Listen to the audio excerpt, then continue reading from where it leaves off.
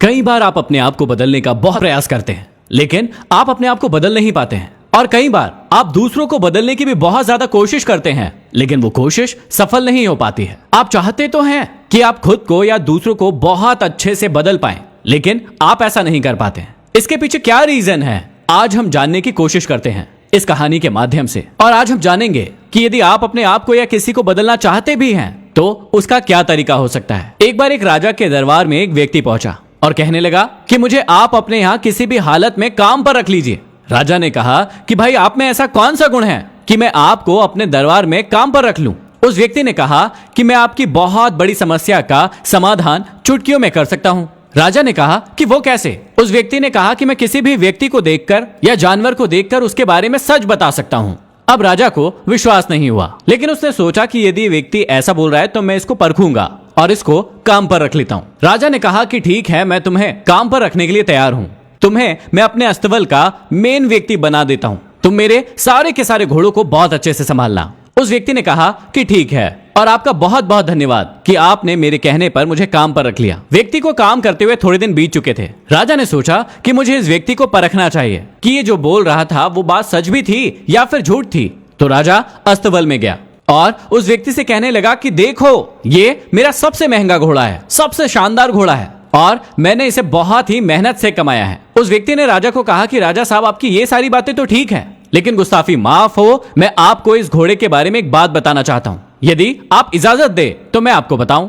राजा ने कहा कि बिल्कुल, तुम्हारे मन में जो है वो मुझे बताओ। उस व्यक्ति ने कहा कि राजा साहब, आपका ये महंगा घोड़ा या आपने जो इतनी मेहनत से इस घोड़े को खरीदा है वो बहुत अच्छी बात है, लेकिन ये आपका घोड़ा नस्ल वाला घोड़ा नहीं है, ये तो नकली घोड़ा है। अब राजा इस बात को सोचकर चिंतित हो गए और सोच में पड़ गए और सोचने लगे कि मैंने तो इस घोड़े को खरीदने के लिए इतना सारा पैसा दिया है, इतना सारा मूल्य दिया है, लेकिन ये व्यक्ति कह रहा है कि ये घोड़ा नस्ल का नहीं है। ऐसे कैसे हो सकता है। उस व्यक्ति ने डंके की चोट पर कहा कि जहां से भी आपने इस घोड़े को खरीदा है वहां से आप पता लगाइए कि ये नस्ल का है या फिर नहीं है।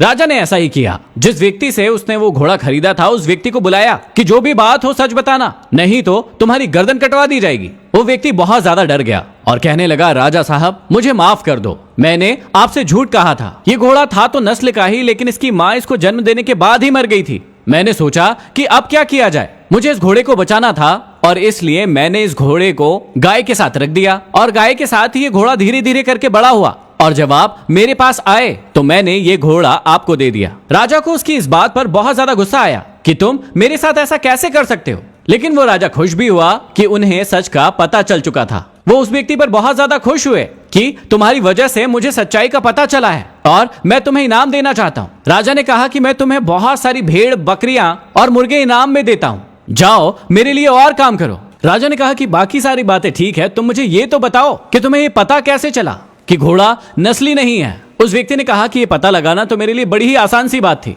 क्योंकि जब भी कोई नस्ली घोड़ा भोजन करता है तो वो अपने मुंह को ऊपर की तरफ करता है और ऐसे भोजन करता है, लेकिन जब मैंने इस घोड़े को देखा तो इसका मुंह पूरे समय नीचे रहता था, एक गाय के समान, और मुझे तभी पता चल गया था कि ये घोड़ा नस्ली नहीं है। अब थोड़े दिन तक राजा का काम चलता रहा, लेकिन राजा के मन में एक बात आई कि मुझे उस व्यक्ति से अपनी रानी के बारे में भी कुछ जानकारी जरूर लेना चाहिए, क्योंकि मेरी रानी तो इतनी खानदानी है, तो मैं उस व्यक्ति से पूछ कर देखता हूँ अपनी रानी के बारे में। राजा ने उस व्यक्ति को अपने दरबार में बुलाया और कहा कि मुझे तुमसे अपनी रानी के बारे में कुछ जानकारी लेना है, तुम मेरी रानी के बारे में बताओ। उस व्यक्ति ने कहा कि मैं रानी के बारे में सब कुछ बता दूंगा, लेकिन आपको वादा करना होगा कि आप मेरे ऊपर गुस्सा नहीं करेंगे।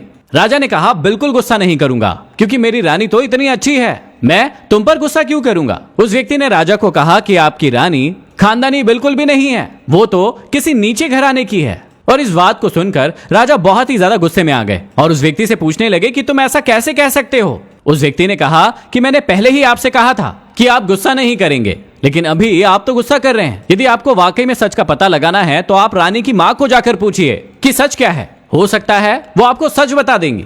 अब राजा ने सोचा कि ये बात भी ठीक है। उन्होंने उस रानी की माँ को बुलाया और कहा कि आप मुझे सारी की सारी बातें सच बताइए कि सच क्या है, ये रानी है कौन। अब रानी की माँ बहुत ज्यादा डर गई, कपकपाने लगी और राजा से कहने लगी कि मैं आपको सारी की सारी बातें सच बता देती हूँ। आपके पिता और मेरे पति के बीच में बहुत ही अच्छी दोस्ती थी और जब आप पैदा भी नहीं हुए थे, जब उन दोनों ने ये निश्चय ले लिया था कि हम दोनों के बच्चों की शादी आपस में होगी। मुझे बेटी तो पैदा हुई थी, लेकिन पैदा होने के 6 महीने बाद ही वो मर गई थी। और मैं ये कभी नहीं चाहती थी कि आपके पिता और मेरे पति के बीच में जो भी बातें हुई है, जो भी कमिटमेंट हुए हैं, वो खारिज हो। मैं चाहती थी कि वो कमिटमेंट पूरे हो। इसलिए मैंने कहीं दूसरी जगह से एक बच्ची को ढूंढा और उसे मैंने पाला पोसा और बड़ा किया। और जब वो बड़ी हुई तो उसकी शादी आपके साथ हो गई। राजा को फिर बहुत गुस्सा आया, लेकिन वो प्रसन्न भी हुए क्योंकि उन्हें अब सच का पता था। वो उस व्यक्ति पर फिर बहुत ज्यादा प्रसन्न हुए कि तुम्हारे कारण आज मुझे फिर एक सच का पता चला है। राजा ने फिर उस व्यक्ति को कहा कि मैं फिर से तुम्हें बहुत सारा इनाम देना चाहता हूँ। जाओ, जितने भी भेड़ लेना है, बकरियां लेना है, मुर्गे लेना है, लेकर जाओ। राजा ने इस बार फिर से उससे पूछा कि तुम मुझे ये तो बता दो कि तुम्हें पता कैसे चला कि रानी खानदानी नहीं है।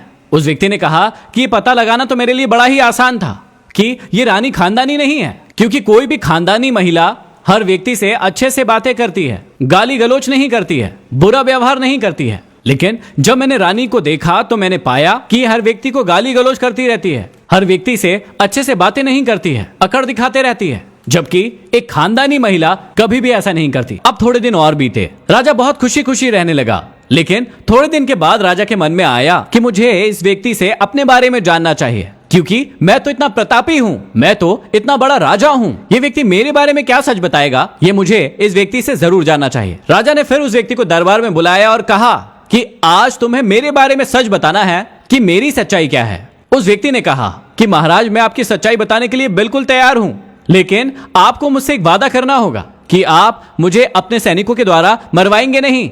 राजा ने कहा कि कैसी बातें कर रहे हो, मैं तुम्हें क्यों मरवाने लगा, बिल्कुल भी नहीं करूंगा ऐसा। लेकिन मुझे अपने बारे में सच जानना है, जो भी चीज मेरे बारे में सच है वो तुम्हें बताना होगा। उस व्यक्ति ने कहा कि बिल्कुल ठीक है, मैं बता देता हूं। उस व्यक्ति ने राजा को कहा कि आपकी सच्चाई ये है कि आप किसी राजा की संतान हो ही नहीं। राजा का दिमाग खराब हो गया।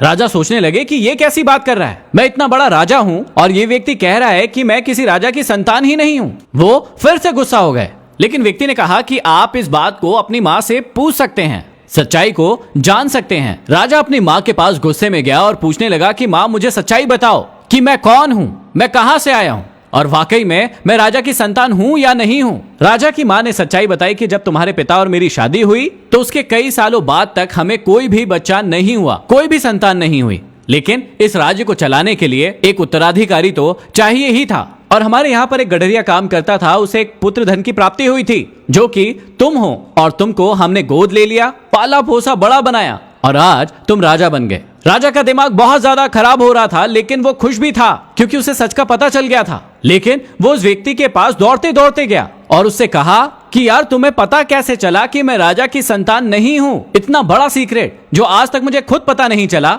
लेकिन तुमने मुझे ये सच बताया, तो बताया कैसे? तुम्हें पता कैसे चला? उस व्यक्ति ने कहा कि ये पता लगाना तो मेरे लिए बड़ा ही आसान था, क्योंकि जब भी कोई राजा खुश होता है, किसी को इनाम देता है, तो वो हीरे देता है, जवाहरात देता है, सोना देता है। लेकिन जब भी आप खुश होते थे, मुझे इनाम देते थे, तो आप गार्डर देते थे, भेड़ देते थे, मुर्गे देते थे। और उसी वक्त मैं समझ गया था कि आप एक राजा की औलाद हो ही नहीं सकते। क्या आपको बात समझ में आई कि किसी भी इंसान की प्रवृत्ति ही उस इंसान के बारे में सच्चाई बताती है कि वो कैसा है, उसके गुण कैसे हैं, वो क्या क्या कर सकता है और क्या क्या नहीं कर सकता है। कई बार आपने लोगों को कहते हुए सुना होगा कि ये मेरे कारण हुआ है, ये काम मेरे कारण हुआ है, लेकिन ये बिल्कुल भी सच नहीं है। कोई भी व्यक्ति किसी भी काम को कर नहीं सकता जब तक कि उसके गुण उससे वो काम नहीं करवा लेते। इसका मतलब ये है कि आप जो भी काम करते हैं वो आपकी वजह से नहीं होता है, वो आप नहीं करते हैं या हम नहीं करते हैं, बल्कि हमारी प्रकृति, हमारी प्रवृत्ति या हमारे गुण हमसे करवाते हैं। जैसी हमारी प्रवृत्ति होगी, जैसे हमारे गुण होंगे,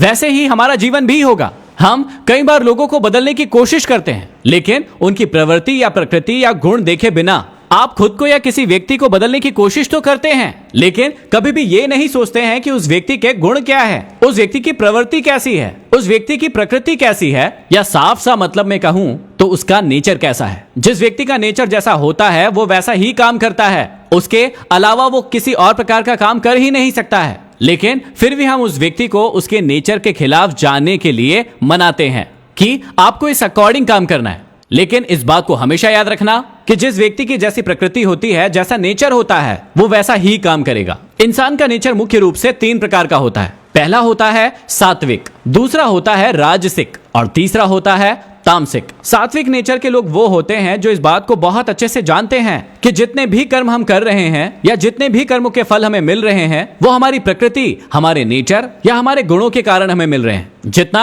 हम अपने गुणों को बढ़ाते जाएंगे उतनी हमारी प्रवृत्ति, उतनी हमारी प्रकृति, उतना हमारा नेचर अच्छा होता जाएगा और वैसा ही फल हमें मिलता जाएगा। लेकिन रासिक नेचर के लोगों की प्रवृत्ति होती है कि वो ये सोचते हैं कि इस दुनिया में जो भी काम हो रहा है वो सिर्फ और सिर्फ मेरे कारण हो रहा है। उन्हें बहुत ज्यादा अहम होता है, अहंकार होता है और वो सोचते हैं कि जो कुछ भी किया है वो मैंने किया है और मेरी वजह से हुआ है। और तामसिक नेचर के लोग वो होते हैं जो बहुत ज्यादा आलसी होते हैं, जो कर्म करने में भरोसा ही नहीं रखते हैं। उन्हें बहुत ज्यादा नींद आती है, आलस्य आता है और वो किसी भी काम को ठीक से नहीं करते हैं। उन्हें लगता है कि बस मुझे आराम की जरूरत है और मैं आराम करता रहूंगा तो मुझे सब कुछ मिल जाएगा, मैं यहीं पर बैठा रहूंगा तो मुझे सब कुछ प्राप्त हो जाएगा। इस प्रकार के लोग होते हैं तामसिक लोग। अब आगे जब भी आप अपने आप को या किसी व्यक्ति को बदलना चाहें तो सबसे पहले अपने आप से पूछिए कि इन तीन प्रकृति में से, इन तीन नेचर में से आपका कौन सा नेचर है। आप सात्विक है, राजसिक है या फिर तामसिक है। यदि ये बात समझ में आई हो तो इस वीडियो को शेयर जरूर कर देना